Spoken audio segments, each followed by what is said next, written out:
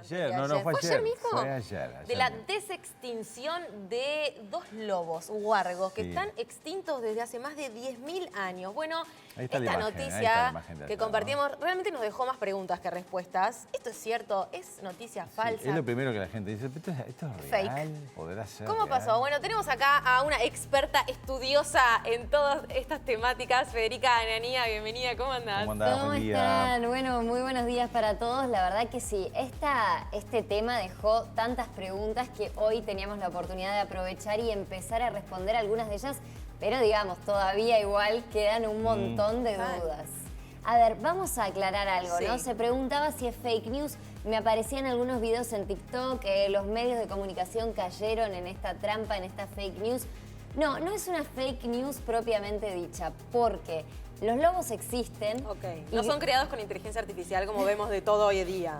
Podrían perfectamente ser creados con inteligencia artificial, incluso el aullido, todo.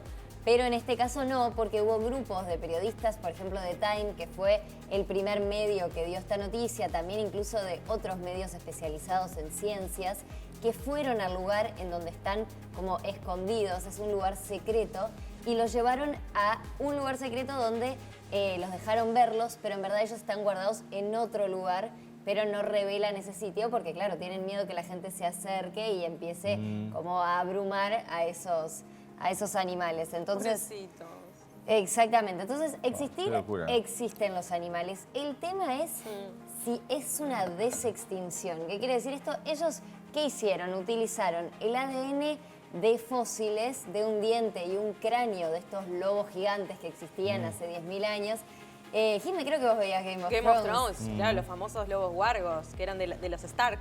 Exactamente. Lo que quisieron hacer fue revivir esos lobos que vemos en Game of Thrones. Esta es la familia Stark, que estaba en el norte, y cada uno de los protagonistas de esta familia tenía un lobo de mascota. Exactamente. Claro.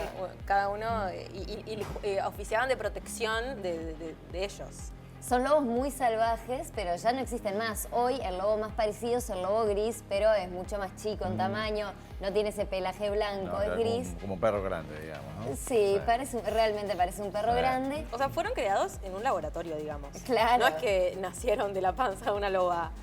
O sea, fueron creados por científicos. Hay que ver cuando crezcan, si son gigantes o no, también. Esa es la gran duda que queda, ¿cómo evolucionan? Porque ¿cómo lo hicieron? Agarraron ADN de estos fósiles, utilizaron 14 genes clave, especialmente los que tienen que ver con el tamaño, para que crezca de ese tamaño, y con el pelo para que se viera blanco. Y allí lo mezclaron con células modificadas del lobo gris. Esos embriones que crearon a partir de este ADN de células, que es muy complejo. Sí, hay que ver qué sale de esa cruza, entonces, de alguna manera, ¿no? ¿Y ahí cómo siguió? Bueno, y esos embriones los insertaron en perros. Entonces, quienes fueron los vientres alquilados, por así decirlo, fueron perros. Entonces hay que ver si también hasta no tuvieron ciertos genes.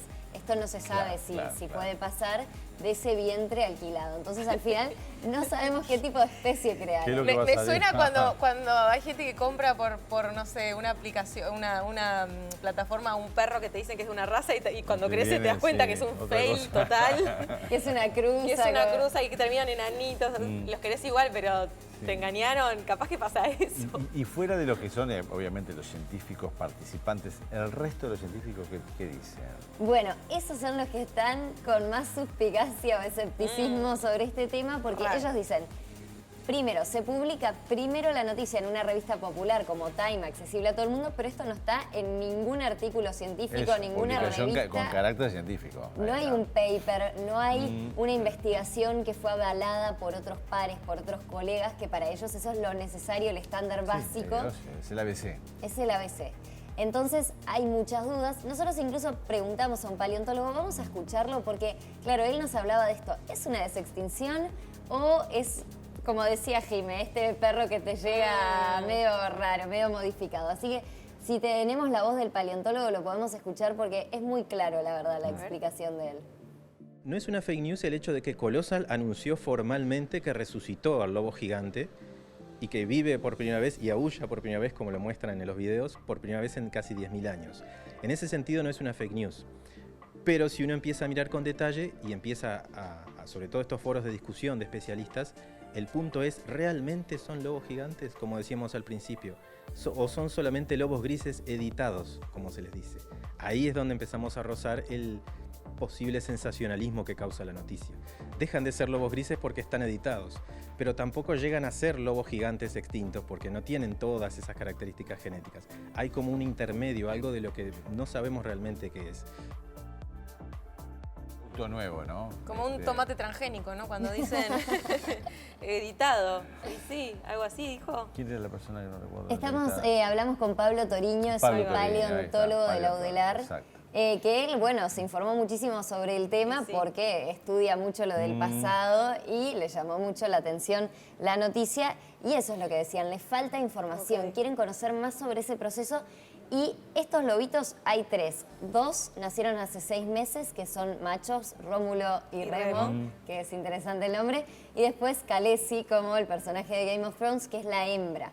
Ellos dicen que no tienen intenciones de ponerlos a reproducir, que no sería muy ético. ¿Cuál será el objetivo? Bueno, ¿cuáles son los riesgos? No sería muy ético, digo, todo esto fue ético. Claro, ¿cuál es el Bueno, objetivo? ese es el tema. ¿Cuál es lo que nos decía el paleontólogo? Es ¿para qué? Bueno. ¿Por qué queremos revivir una? No es lo mismo una especie que está en peligro de extinción actualmente, que la tenemos que preservar, y se puede usar la modificación genética para eso, para fortalecer los genes y que se reproduzcan con más facilidad, que traer una especie de hace 10.000 años. ¿Vieron Jurassic Park lo que pasa? No, Se sí, quedaron porque con mañana querés hacer un dinosaurio, yo que sé, más chico, medio como que loco. Tremendo. Porque esto quizás tenga que ver de alguna forma con las consecuencias que pueda tener Riesgos, esto, ¿no? O los claro. riesgos que puedan traer este tipo de cosas. Sí, tiene riesgos enormes, especialmente en el ecosistema, porque no es lo mismo la Tierra hace 10.000 años. Exacto. Estos lobos parece que vivieron en Estados Unidos, pero no es el mismo Estados Unidos de hace 10.000 años, no sabemos qué condiciones climáticas había. Y también cómo se va a introducir en un ecosistema con animales diferentes, quiénes van a ser depredadores, quiénes van a ser las presas. Entonces todo eso entra en conflicto y volvemos al objetivo, o sea, ¿por qué se quiere hacer esto? Y ellos, este no es el único proyecto que tienen, son muy ambiciosos. Quien está detrás de Colossal Bioscience, que es la empresa, es un biólogo de Harvard, no es alguien que no estudió, es un científico reconocido.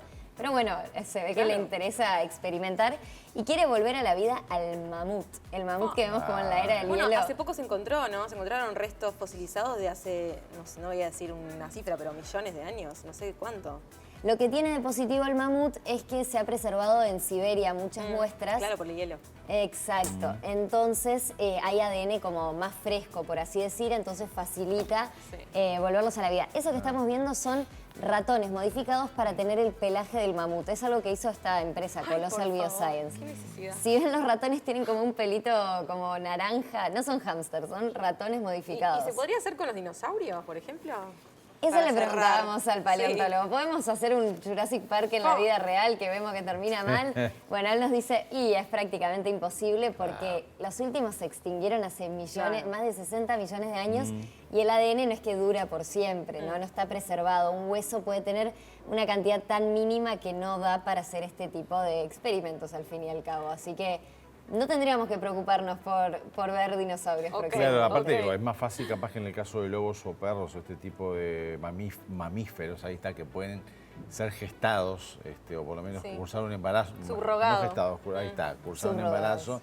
En el caso del dinosaurio, que aparte, no sé, huevo gigante, no me imagino.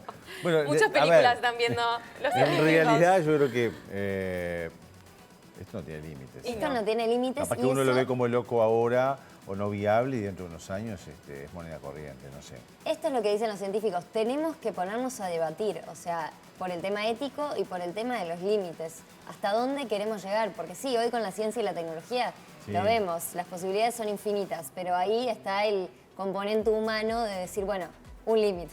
Sí, los contextos, los tiempos. Son que se destinen los recursos para cosas que importan, ¿no? Como siempre decimos, ¿cuál es el objetivo de esto?